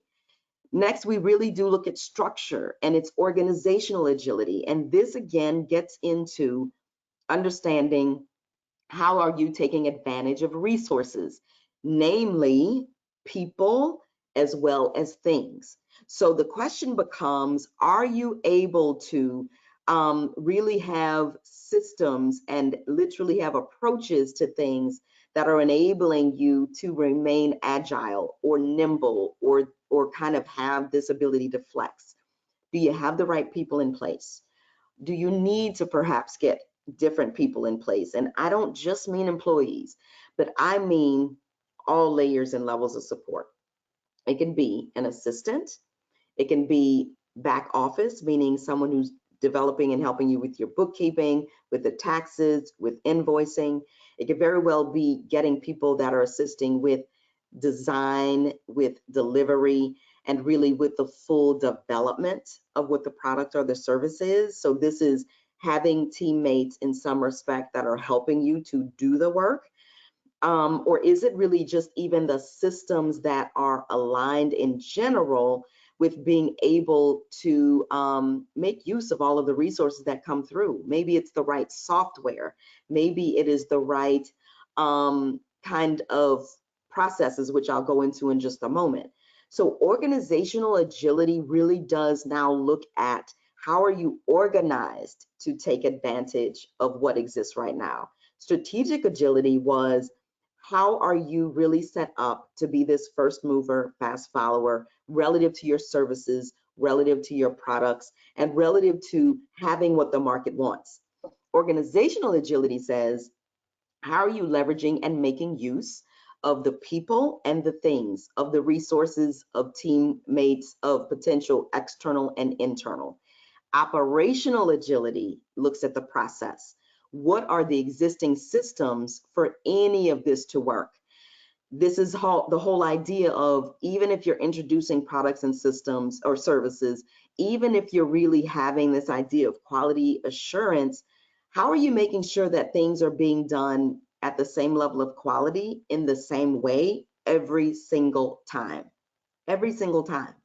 So in the first space, if I were to use an example from anything that I've spoken of so far, let's just use and talk about the first company that I talked about, where he had the fresh fruit stands with the fruit drinks. Strategic agility was his ability to recognize there was a need for another product, to really be able to sell more and to sell differently to his existing customers. Organizational agility said he needed to now get some contract manufacturing to help him with the salad product. This was not necessarily going to be the same situation of now delivering it with the same people. He knew that he needed a little bit more efficiency in how that works, and as a result made use of getting the right resource, which was a contract kind of organization, or having a space where he now would mix the salads in a larger way using larger equipment, being able to package it using packaging equipment so it's consistent, the weight is consistent, everything is consistent. The operational agility in that same case would be his recognizing and going forward and seeing, is his process of either making the salad process, the product, meaning maybe his recipe, is the recipe written down? Is it identified? Is he getting his raw materials at a good price, or does he need to purchase in bulk? It's looking at every process along the way to ensure that this new product is getting there, and he's making use of maybe this new investment in a contract manufacturer. So I'm hoping this helps you to see the different areas of agility: strategic, organizational, operational. There's no question that every business that is looking to scale or grow will need to give attention to all three. The question becomes, where is your greatest pain? What is needing the most attention right now? And so as you're thinking of the what is new and next for your business, think about, where are you potentially suffering? What needs attention right now? Is it in what you're offering, strategic agility? Is it how you're really delivering it, meaning the resources that you have at your fingertips?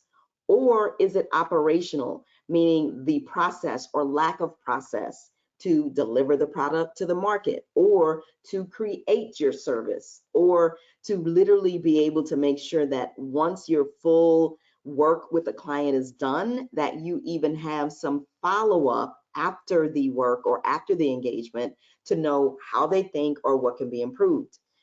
So I now want to take a pause and do a little poll again. Strategic, organizational, operational, 3 types of agility. I want to hear, where is your greatest need in your business right now? What does your gut say? Where do you need to give attention? Is it that you don't have the right processes? You are kind of having to come up with things off the cuff every time, or you got to remind yourself how you did it the last time? Then it's operational agility. Is it that you recognize the issue is that you are doing everything? You know you've got to get other people in place, or you've got to get some other resources in place because there's just a lot of gaps. Then we know it's organizational agility. Or is it that you know that there's more opportunity to sell to people, and there's a need for more sales to happen? And as a result, maybe there's a need for some new services, some new products.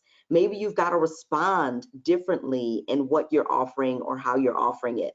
Then it's strategic. So I want you to chime into the chat: strategic, organizational, operational. And then I'm going to kind of give you an example of some types of agility. But I want to hear, thank you, Christina. A, strategic; B, organizational; C, operational. I want to hear, where is the biggest kind of, neck pain? I mean, you know how that neck pain goes. It's like, you, in certain way, it's okay, but a certain turn, it feels terrible. And you're like, I've got to fix this. I've got to figure this out.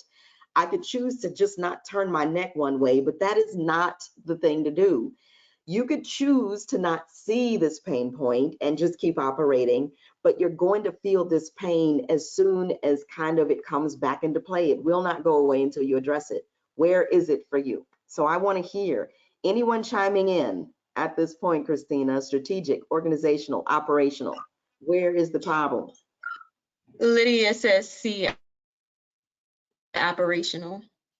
Got it. Thank you for that. Anyone else as yet? Anyone else?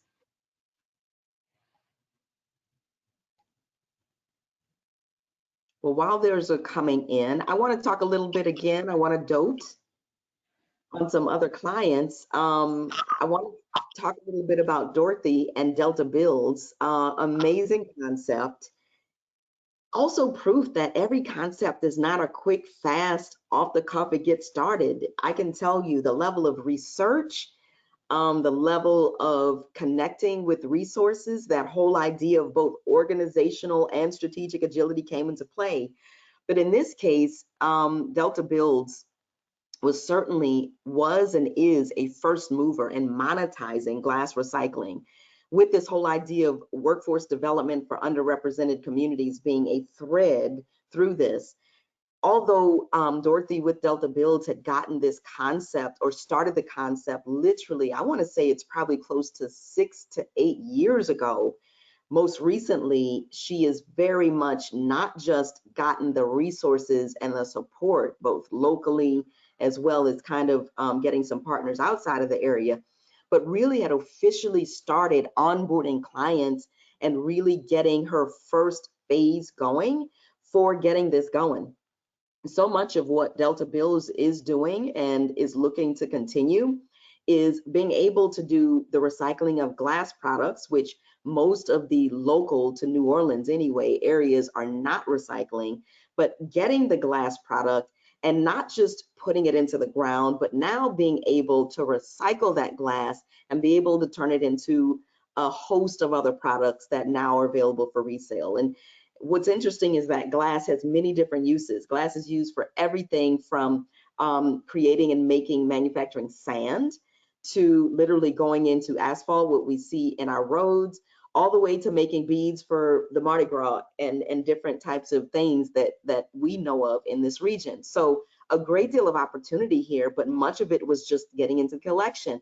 And so she definitely been a first mover in understanding the process of doing so, and really developing this concept in a way that honestly defied kind of the normal natural means of starting recycling. In most cases, these are very much public government partnerships. And although she certainly has very great conversations and connections, it is an actual for-profit business. She does have the support of the local government, but it did not need to be pulled underneath. And so that definitely makes her strategically agile. And it definitely, I count her as a certain first mover in this arena. So I just wanted to highlight kind of what this agility looks like. Another idea and way of agility is this idea of organizational and operational agility. And that can be seen, his name is Luke with O Imagination. So many things I can talk about relative to this company. Some of the things that they really instituted, especially during this transition time over the last few years, was flexible working hours for his existing team base. He wanted to make sure to keep his great and his best workers and make sure he did not lose them to any other company or to any other kind of this great resignation that's been going on in the season. He wanted to make sure to keep them. And he added a new line of business to remain competitive. And the way he added that on that new line of business was by acquiring another company and being able to literally now bring it under the umbrella instead of necessarily creating and starting it from scratch. He took an existing business that was already in that line and then pulled it in. And so much of it was keeping his team members going across those lines of business so that he can have some just really smooth pieces between the lines of business and it wasn't distinctly different. So that is why he definitely represents organizational and operational agility. And so this was a great example of that. So I want to pause and see if there were any other. Oh, and I do have another example I can't wait to highlight. But anyone else chime in, Ms. Christina, on strategic, organizational, or operational? Where's their greatest focus? Yes, Nettie Johnson says A strategy. I have so many projects and ideas, I get lost. Fair. Oh, that's fair, Nettie. And I'll tell you, at the point, there's this sense of, all right, it is about the new, which I definitely hear as a theme for you. One of the pieces, there's an interesting exercise. I won't go into the full depth, but one of the things that I work with clients is how do you assess all of your ideas? Because you've got ideas, but that doesn't mean that they're opportunities. Ideas may be just that, ideas. And so I want to encourage you to identify a list of considerations for what it is that you want. And so here's what I mean. first and foremost, you want to think about, is part of your optimal business about increasing revenue solely? If it is, great, put that on the list. Is it about some other type of impact? And I know a little bit about Nettie's business, but it could very well be maybe you are wanting to serve a larger number of people, right? So maybe it's this idea of, oh, wow, I'd really like to serve at least 1,000 people by the end of 2022. Then write that down. Think of all of the things that you want to see come through in general for your business. That's one list. The second list is, and this may take a little bit of legwork, start to talk to past customers, only the ones you like and the ones you'd want more of that are like them, and ask them what it is that they appreciated. Why did they come to you? Why did they hire you? Get a good list going. And once you have these two lists, now look at your ideas and start to see which of these ideas will absolutely be able to give me the things in these two lists. But you've got to give it a score. So if you think about from 0 to 100%, which of these ideas will absolutely give you more revenue? Which of these ideas will absolutely enable you to serve more people? If on the list of customers and clients, they've mentioned that, oh, wow, you know, what we appreciated was your knowledge and your education and how you really broke things down to help us know how to be better, then that now gets a score. And so by that scoring mechanism, this is one way for you to now go through this list, and then you get to prioritize the list based upon how it is meeting your unique wants and needs and the unique wants and needs of your customers and clients. So this is just one way to kind of start to prioritize what's going on, and hopefully it is a way of doing so that's beyond just it sounds sexy right now, right? We've got to give some context around how we're going to prioritize what we move on. And so that again is how you're going to identify, are these really cool ideas or are they truly opportunities? And again, you're doing this by looking at it through the lens of what an optimal opportunity looks like for you right now, and not just for you, but also for this segment of audience that you're looking to serve. So I hope that's helpful. I hope that's helpful for you. And for all of you that are listening, if you have a lot of ideas, listen, I am in the same boat. I wouldn't say I have a lot of ideas. I feel like I circulate amongst maybe 3 to 4 different things that at any point in time, I'm like, I need to do this. And I'm consistently trying to find the timing for it. And I finally started to say, all right, let's really get a good sense of what the needs are of my audience right now. What am I hearing them say? What am I personally seeing a real need for? And what do I personally want? And now I'm looking at these ideas through those lens to now come up with a true priority of what I'm looking to launch and create and when. For some of these items, Nettie, it may not be that you don't do them, but you do not do them maybe now. Maybe it's not for the first half of the year. Maybe it's not even for 2022. And so we don't necessarily throw away ideas. We just don't want to keep those ideas that we're not actively working on in the forefront because they'll crowd things out. I'm going to use a garden example, and I know Nettie will get this because she's a fellow gardener.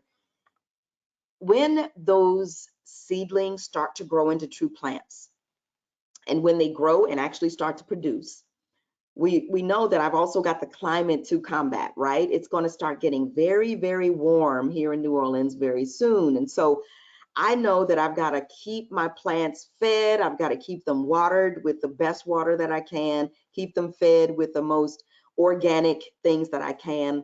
But every now and then I still may get a couple of them that just aren't doing so well. And maybe I get a couple of leaves that look a little not as strong. Maybe they start to dry out. I could leave those leaves on there and everything will grow, but the longer I leave them on there, they are literally zapping energy from the healthy leaves. So it is important that I go in and prune and I take off the things that look diseased or the things that look kind of dried out, not because they don't look good, and they don't, you know, they're not pretty, but the main reason is because they are going to take nutrients from the healthy parts of the plant. And so I want to take them away so that the healthy parts of the plant get all of the attention and the nutrients. It is the same way. you have all of these ideas. You're not necessarily killing them, but you don't want them in your point of view, because they're going to take your attention and they're going to take your energy. And if you're not looking to launch and to actively do them right now, then unfortunately, you're going to hurt the good ideas that are true opportunities. So walking through the exercise I just talked about is one thing I want to encourage, so that the good ideas that are meant to be true opportunities, that are meant to grow and fully produce fruits, can be given the opportunity needed. And the other ideas, although they're not thrown away like the dead leaves, but they're put aside, maybe into a folder, maybe into a calendar message that shows up 6 months from now, a year from now. You want to log them, but not have them in front of you. So I'm hoping that's helpful. I want to go into this example. Oh, Miss Christina?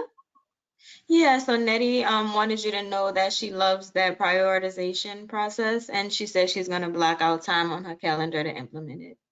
She also Sweet. gardening example as well. Love that. Thank you, Nettie. Thank you. I'm glad to hear that. That one was off the cuff, so I'm gonna have to write that one down. I think that, as I mentioned from the beginning, we know that there's a lot of change in our world and community right now, but with the change comes opportunity. Again, our role and our goal is to separate ideas from true opportunities. Opportunities are those ideas that are somewhat vetted, and they're the things we are actively going to now move forward on. They will become true projects. They will become true launches. They will become true services or products that we want to bring to market, or projects or people that are meant to hire. They are fully followed through on. Ideas, on the other hand, are simply that. They are thoughts, they are maybe dreams and wishes that perhaps aren't yet meant to materialize, or are not necessarily meant for us. It may actually be something that you get to meet, that you can partner with someone on, and it's for them to take on. So recognize that your ideas have value and validity. The question is vetting them around, is it for me to do? If yes, how and when? And then we could now assess and see if there are opportunities. So I'm glad to hear that. I want to really highlight here Andrea. Andrea owns Janae McCall. This is an interesting concept that she started. We all know when the pandemic hit that it was all about the masks and mask makers, and in platforms like Etsy, we're getting a lot of play for making masks. And Andrea was in this mix, but admittedly, before the pandemic, she had a home accessories line. So she was always in the maker creator space. She was consistently creating things, making things of value and function. And so the idea of switching gears was indeed a pivot, but it was still a pivot in alignment with her own talents and gifts. And so operational agility is definitely one for her in pivoting to this idea of sustainable clothing. She definitely capitalized on upgrading her value system for sustainability and environmentally friendly items, because she was now making masks that were definitely made out of organic cottons, that had a space for unique filters so that people could filter their air. And so it wasn't just about putting something on one's face that looked good or did the job, but she likewise was giving attention to making sure that it was healthy and well, and is definitely pulling this idea through across a full clothing line. So I want to invite you to make certain to check her out on Instagram or find her website, Janae McCall, and really learn more about her ethical, sustainable clothing and accessories. Handbags are awesome. I love them. And they, again, are made, they're not just beautiful, but also are made from some incredible fabrics that are also, as I mentioned, sustainable. So make certain to check her out. All right, so I've already brought up the agility question, strategic, organizational, operational. Thank you again, Christina, for helping me facilitate that poll. And now I'm going to do resilience, and that really is going to close us out for this morning. And I'm hoping, again, much of this was getting you to think about, what does it mean? You know, what is the new and next for me? Now, I will give full transparency and honesty. I am not a unique fan of the word resilience. And it is because of how it has been used. Resilience has been attached, especially to women and underserved business owners and people as a whole. Unfortunately, the word resilience has often, in my experience, been attached to people that have not been given the full resources, the full access to what they needed, and were able to make much of less. That for me is a problem. And so I certainly, in the space of talking about resilience, I want to redefine that in saying that resilience, in the sense of how I'm going to discuss it, is first and foremost about having what you need and now leveraging what you want from all of those things. I do not want to talk about resilience in the scope of it being when you don't have enough and you are making the most of little. That for me is challenging, especially when we talk about what I had addressed earlier, all of these gaps in being Black business owners, being Hispanic business owners, being female business owners, being in certain regions of the country that simply don't have the systems in place. So again, resilience, in the case of how I want to talk about it, is not simply in making more with less. It is about the ability to recover from setbacks, adapting to change, and continuing in the face of adversity. But like I mentioned, I don't want to just assign this to the adversity relative to the systemic issues that need to be addressed. So I'm hoping that's really, really clear. This whole idea here is building on the concepts of being prepared, of being able to have recovery, and recognizing that we as businesses are consistently operating in an environment of continuous change. This idea of resilience, of how I'm now redefining it, is focusing on how it is we do preserve value in these complex environments. Again, notwithstanding the environments that absolutely need addressing. Like I mentioned, the environment of systemic racism, the environment of there being not enough access to capital or access to networks or access to resources. So those are the things that I want to make sure it comes through. Thank you. I'm so glad that's loud and clear. And so in the space of resilience, I want to talk just a little bit about one of the many businesses that, if there was a definition of resilience, he was that and continues to be that. And that is Macon Groceries Market. Caleb started this concept, admittedly was always wanting to do this concept, and that is an online grocery store. And I'm talking before Instacart, y'all, okay, before Instacart. What was so unique about him is that as a fourth generation agriculturalist and really being in the space of food, sustainability, leveraging water and edible landscapes, kind of this entire realm of opportunity, which is where he played. Initially, several years ago, he was basically getting fresh food to restaurants, local restaurants, to farmers markets. So of course, when everything hit, he lost more really than 90% of his customers. Many restaurants, of course, we all know, closed, farmers markets closed. We were not meeting in person. There was just a pause. It was the pregnant pause. We didn't know what was going on. And so really, his idea of his online store, Macon Groceries Market, was really farmers market meets Uber Eats. That's the best way to look at this.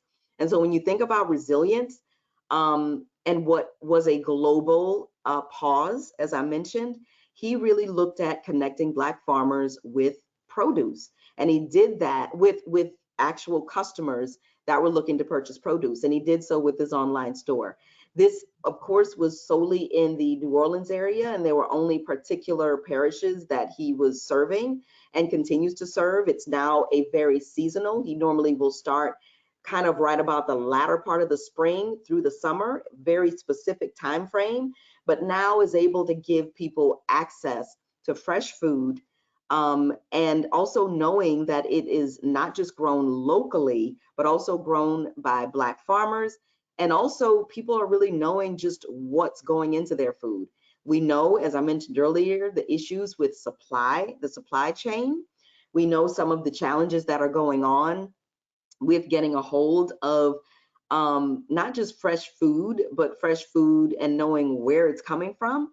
And so certainly that was so much of what he had done. And he had literally increased revenue 300% over 2019. And this is pretty much getting into 2020, 2021.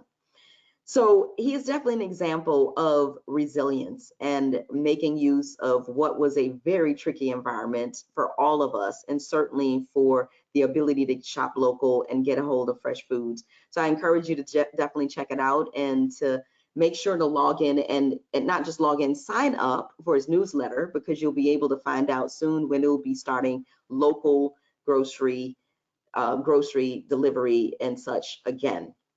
As you can tell, I kind of like food, and yes, I purposely highlighted a lot of food businesses. It is what it is, but this is just another great example of some of the incredible businesses that have come through the Urban League as well.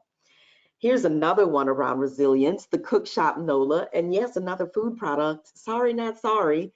Kara actually left her full-time job in 2020 to focus on her business 100%. She's an attorney, y'all, and realized if not now, then when. And she really aimed to move her product into all major regional grocers. And I got to tell you, she has done that and more. She immediately got into several major regional grocery stores. And our most recent work was starting to get her into some other stores outside of the state and really getting into sincerely stores that are going to get her into a national framework. So she was across more Rouses. She got into Bromart. Those were just the local brands. But since then, I can't say all of the new stores, but several other stores that really is just allowing her to get her product beyond. And what is unique, especially again with the idea of resilience, what's unique about her specific spice line, what I did not know and learn from working with her is that most of them will literally put silicon dioxide into their spices so it doesn't cake. Well, this actually is sand. I didn't even know that. That is one of the things that's often placed into, into spices to really be able to make sure they flow easily. I guess in small amounts that doesn't harm, but I kind of have an issue knowing that there's sand and knowing that sand comes from glass. You guys learned about that from Delta Builds. I don't want that in my body if I have an option. And Kara certainly made sure with Cook Shop NOLA. So look for her if you were in New Orleans, in the state of Louisiana. Look for her in Rouse's Market, and look for her outside of Louisiana very, very soon if you're from other areas. So I want to encourage it. She was resilient in recognizing that, yes, she can continue to build her business while working a full-time job, but she recognized it needed her full-time attention, and she made the leap to do so. And man, has she been doing some amazing things since doing that. So I just really wanted to make sure to highlight her. So resilience, here's a list. Here is a concrete list. Take a snapshot of this particular piece. This is all of the pieces that come into being resilient and being prepared, because we cannot kind of know everything that's going to happen. Who could have foreseen what's gone on over the last couple of years? No one. But what we can do is to make sure we are as prepared as possible. And so this is certainly a list of being able to do that. So make sure to take a pic, take a screenshot, phone, or if you're on your computer, whichever, and just let this now not necessarily be the list of you have to do all of it. But once again, what I encourage is let's really look at how do you prioritize this list for yourself. If you're in the area where I live, this whole idea of crisis disaster preparedness, off top, the number one thing. We're about to get into hurricane season. I don't want to even think about it, but we've got to have a plan. What is it that you're going to do if we're needing to evacuate? What are you going to do if you decide to remain? And how do you communicate with your customers to know where they are, where you are, and how they're able to get more things from you, or if things are on pause? So at the very least, that is what you're going to look at if you're in an area where I am, or any area for that matter. But I want you to definitely look at this list and prioritize it for you versus feeling like you have to necessarily tackle all of it. And so I've talked a little bit about resilience and looking at that list, and I'll go back to the list. I'd certainly love to see which of these you believe. I know my question was the top 3, but what's the top 1? Which of these you know you probably need to give attention to? So I want you to, again, chime it into the chat. We've got this full list of 1 through 12. List the number that you're saying, yes, Desiree, I need to give some attention to this area right now to build up my resilience a bit, to make certain that I'm really squared away, I'm as prepared as I can be. So I want you to make sure to chime into that. And so I've talked about these 3 areas of agility: scalability, really looking at being able to have this idea of agility, and now a resilience. These are the 3 areas of the entire conversation. And I really, really am hoping, as I mentioned, this was not a session about giving you answers, but it really was a session about how do we better formulate your own questions. I wanted to even help you in how do you prioritize ideas? How do you look at your needs through a unique lens, especially when I talked about the 3 types of agility? How do you think about your optimal business, especially through the lens of, are you scaling or are you growing? There is no right or wrong. It just depends on where you are. And then in resilience, how do you build your own level of resilience in those 12 areas that I just highlighted? And so recalibration and retooling is really the end piece. It pulls everything together. The best way for me to talk about it is how you're getting access to resources and to tools to facilitate all of what you've come up with up to this point. The fact that you are joining me here on a sunny, nice Friday to go through this for 2 hours already tells me that you're already in recalibration and retooling mode. And so it really is to see in other areas of your business and potentially life, where are there opportunities to retool? Where are there opportunities to get support? Where are there opportunities to lean into resources, be it software, be it people and coaches, be it some training, be it in any of the areas that you see mentioned here. And so likewise, just like I mentioned, I want you to think of that list of resilience and think about where do you need the most support with that 1 through 12. Likewise, relative to your recalibrating and retooling, I want you to look at this list that's shown here or one that isn't shown and articulate in the chat, where is it that you either need to get some attention or you're already doing it? I mentioned about some of the programs that the Urban League has. Certainly, if you're aware of it, if you're not, you will be through some email and newsletters. If you're already chiming in and you're here today, you're already doing some level of recalibration and retooling. But I want you to just kind of note if there are any others that are coming up. And so we've got about 5 minutes left. I really do want to leave this open around the number 1 area you're committed to. But Miss Christina, what do I have? Any questions or comments that have come in? Yes, so referring back to the list that you had pulled up, Nettie Johnson said she resonated most with number 12. Lydia Jemison said scalability.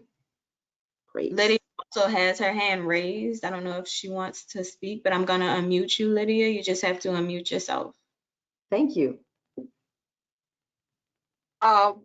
I think that was a mistake, but I do want to say, Desiree, you are a very dynamic speaker and very aspirational, and this session has been very helpful. So really appreciate your effort. Thank you so much, Lydia. That means so much. I can tell you, I'm grateful to have these opportunities, but comments like that mean so, so much. If people like myself in this arena are not consistently meeting you and meeting your needs, we got to go back to the drawing board and retool and recalibrate. So I so appreciate that. Thank you very much. So we've got 5 minutes left, and I am open for whatever questions, more comments, more concerns. Happy to do some kind of hot seat open coaching with these 5 minutes left. As you think about this final question, the number 1 area that you are committed to address within the next 7 to 14 days. And we have spoken about several things. We've spoken about scaling versus growth, understanding which one makes sense, and as a result, where do you focus relative to that? We talked about being agile. We talked about the 3 types of agility: strategic, organizational, and operational. Again, prioritizing where is the most need and then really getting very specific. And then lastly, we talked about being resilient. I made a comment around making sure we're separating resilience and how we're looking to be resilient. We're assuming that we have what we need, that the natural gaps that exist, especially between certain genders, especially between certain races and certain groups, is not the factor, but we're talking about those environments that are really impacting us all, regardless of those other pieces. And in so thinking, we had a list of 12 different areas. I know there are more around how do you beef up your own resilience. And so next 7 to 14 days, I would not be doing my job if I didn't encourage you to some action. And I invite you to either chime in or to put it into the chat. What are you looking to do over the next 7 to 14 days? What is your unique action step? And if you give me permission, and if you enter your actual email address, I am happy to check you on it. You get what I'm saying? If you put, here is what I'm looking to do in the next 7 to 14 days and my email address, I'm going to make sure Miss Christina could help me to scrape that if she can. She's doing a lot in the backdrop, y'all. And I want to so thank Christina for her work and getting us kicked off and manning and managing the back end. But if we're able to collect that, then my commitment is to certainly check in on you within the next 7 to 14 days and to see how you are doing. All right? I'm hoping that encourages some of you to get some things into this chat. So let's see if we got anything coming in or even any hands raised. Miss Christina, I'm happy to open the floor.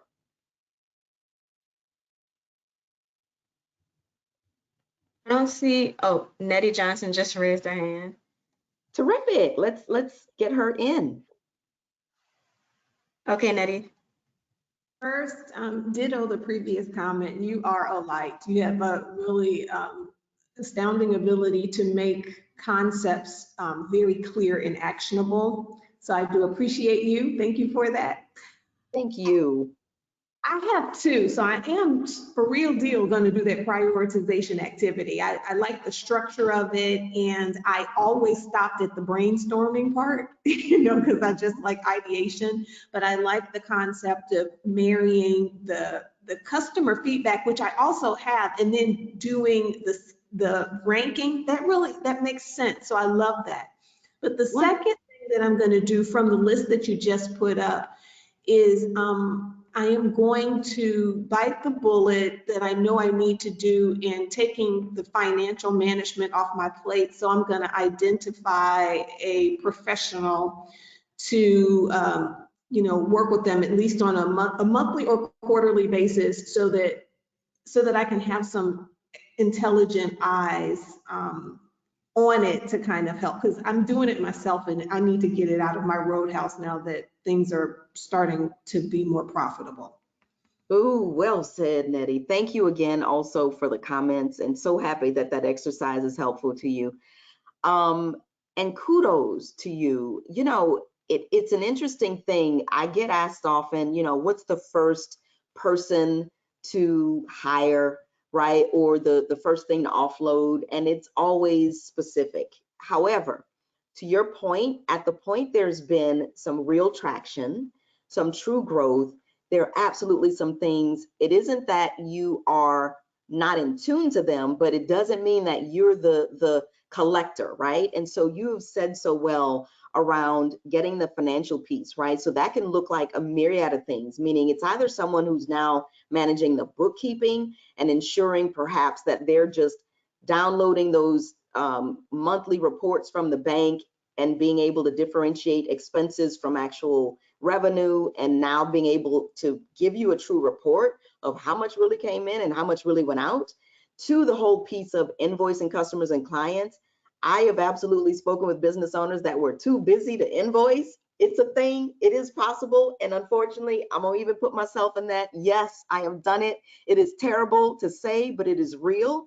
And so, as you've mentioned, I certainly encourage getting a qualified, trustworthy person to assist in that way. It takes you out of the managing it and now puts you in the seat of much more being able to review it, and it allows you really to make decisions. If you are now collecting the information, analyzing the information, creating the reports, and have to make the decisions, unfortunately, one of those usually gets dropped. And it's usually the ability to make decisions because your eyes are already dull.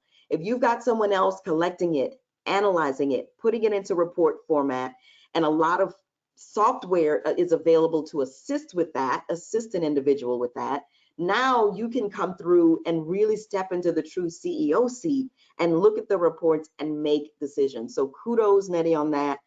I'm hoping so many others get to that point as well. Does Yes. the Urban League have people that they recommend, or is that outside of the wheelhouse? Because I would love to kind of support within this network. Yes, they do. I'm so glad you mentioned that. And there's actually, especially because you're in the Scale Up program, there are some very specific supports that are available to you all that are not available to others. And so I want to encourage you, Nettie, 2 places. First off, Lori Jackson is going to be the first great line of defense, so she can tell you all of the unique things, because there are some new things that I know that they put in place for this cohort. So I want to encourage you to check in with her and your advisor. And your advisor may or may not even have all of the skinny. That's why I say Lori is going to be that first person to definitely communicate with, because as I mentioned, as a Scale Up participant, you will have access to some unique things before hiring outside. I think it's important to know what's available to you. Blessings upon blessings. Thank you. I appreciate it. You're welcome. You're welcome. You're welcome. Anyone else chiming in, Ms. Christina, with about, oh, snap, we're at 12:03. How did that time happen? It was 5 minutes more. I promise you all. You all have been wonderful. Thank you so much for your comments. Thank you for hanging in there. As I mentioned, don't take it for granted. Thank you again to the Urban League for enabling me to be here. I don't take that for granted either. I know that Ms. Christina's got some closeout things for you. So Ms. Christina, I want to hand it back over to you, and also encourage you, if there's anything else that came into the chat, if you will copy any of those comments and email addresses and paste them outward, I will get with you to get them. Thank you all for your time. Ms. Christina, take it away.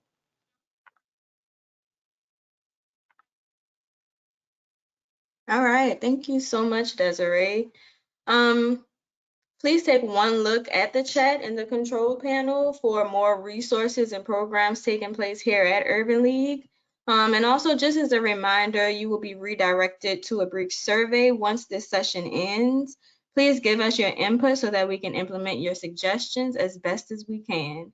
We thank you for attending today and hope you join us for future events. Enjoy the rest of your Friday and have a great weekend.